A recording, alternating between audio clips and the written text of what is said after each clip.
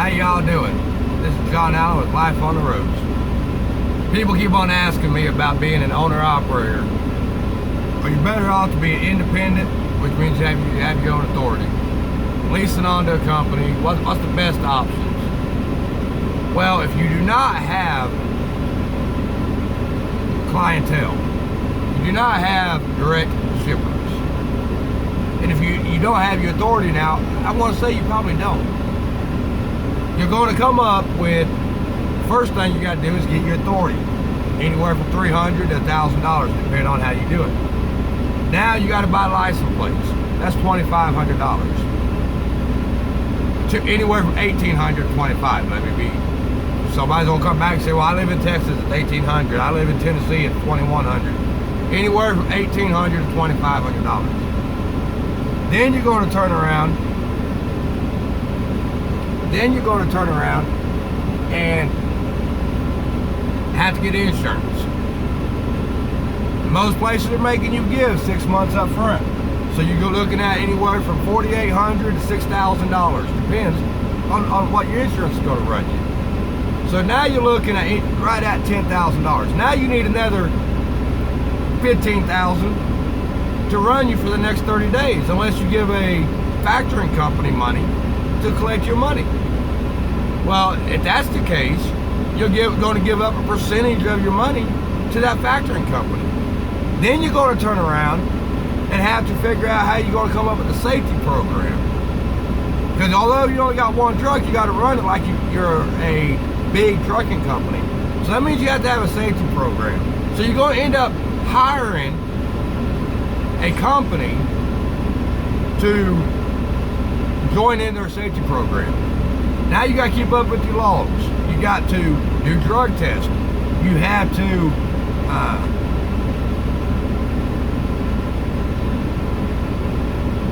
figure up your fuel taxes. You have to do all the office work by yourself, unless you're lucky enough to have a wife or a girlfriend or a friend that wants to do it.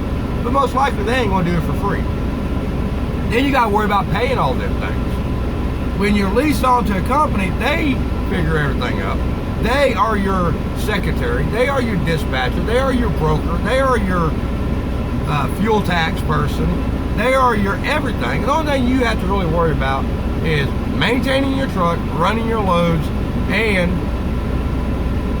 collecting your money. Now, if you do not have customers and you're using brokers 100%, it's going to cost you about $50 a load board. So let's say you get 2 load boards. That's $100 a month that you're paying for a load board. So that's another $100 a month that you're going to pay for it. Now, every time you broker a load off somebody, the broker's going to take 20 to 40% right out the top. So now you're down to another 20-40%. Now, most companies will pay you anywhere from 75 to 85% to you. If you lease on with them, you're going to give a broker the same amount of money, or if not more, because you want your name on the side of the truck, because you want your own authority. You think you're going to benefit. Folks, you are becoming a businessman. To become a businessman means you minimize your money and maximize your money. So you minimize your expense and you maximize your money. Minimize your expense and maximize your money. Part of minimizing your expense means minimizing the liability. When you're leased onto a company, they carry 85% of the liability. So it takes liability off of you and puts it on somebody else. So when you get paid, that money now is your money. You got to pay your taxes, you got to maintain your truck. That's all you got to worry about. You don't have to worry about paying your fuel taxes. You don't have to worry about paying load boards. You don't have to worry about coming up with fuel money. You don't have to worry about doing none of that. You simply collect your money after the job's done. They front you the money. They give you a fuel discount. You get a discount on the insurances. You get a discount on everything. You minimize your liability. You minimize your expense, and you maximize your money. Am I going to say every company you lease on to, you're going to make a bunch of money? No, I'm not. What I'm saying is you have to find a company that fits you the best, and that's the best way to go. Many guys will tell you, take your own authority, take your own authority, take your own authority, you're going to make more money. Well, I don't know how they're figuring that because I've had my own authority. And I cannot run 1, 2, 3 to 10 trucks as cheap as I can run 1 to 10 trucks being with a leased onto a company. If you don't have your own, if you don't have all the fuel discounts, you don't have everything, you're paying everything out, you're not getting nothing in return. And you're still giving that 20, 40% up unless you have customer base. Now, if you have a customer base, by all means, good luck. But you're going to make more money being leased onto a company than you're going to be with your one-man, one-truck operation. Now, you think you're going to go out and get a bunch of customers. Here's what you're going to run into, folks. I promise you this. I promise you this. You're going to go up to Harts and Kennedy, and you're going to say, hey, how you doing? I got a truck and I got a trailer and I like to haul your freight. You're going to say, how many trucks do you have? I got one. We're not interested. Well, what do you mean? I can haul your freight. Because we have 100 loads a day going out. We need somebody that can cover 100 loads. You can cover one when you're in the area. They don't want thousands and thousands of different companies that they got to deal with, and they got to call or email and everything else to get a load moved. They want to make a one-call shop and get their shit done. That's why brokers get most of the freight, because they broker it out. So if you think you're going to make more money because you have your own authority, think again. You need to sit down and really put the pen to paper. You got to minimize and maximize. Minimize all your expense, minimize all your liability, minimize everything, and maximize your money. I mean, you think about this, folks. Really think about this.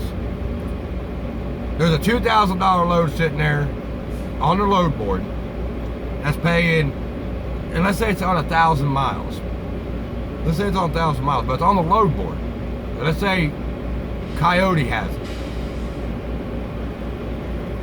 That's good money, $2 a mile. So you grab that load thinking you're making good money. All right. You turn around and you look at it. I got the same load because I'm a big company.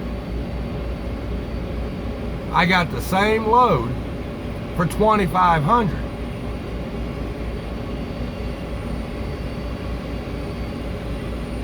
Now, I say, okay, I got this load for $2,500.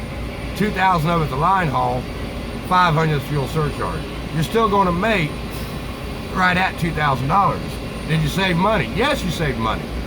This is how you save money. You didn't have to pay a factoring company because we're going to pay you. Your insurance is cheaper because we get discounts. Your fuel is cheaper. You're going to save 20% in fuel because we get discounts.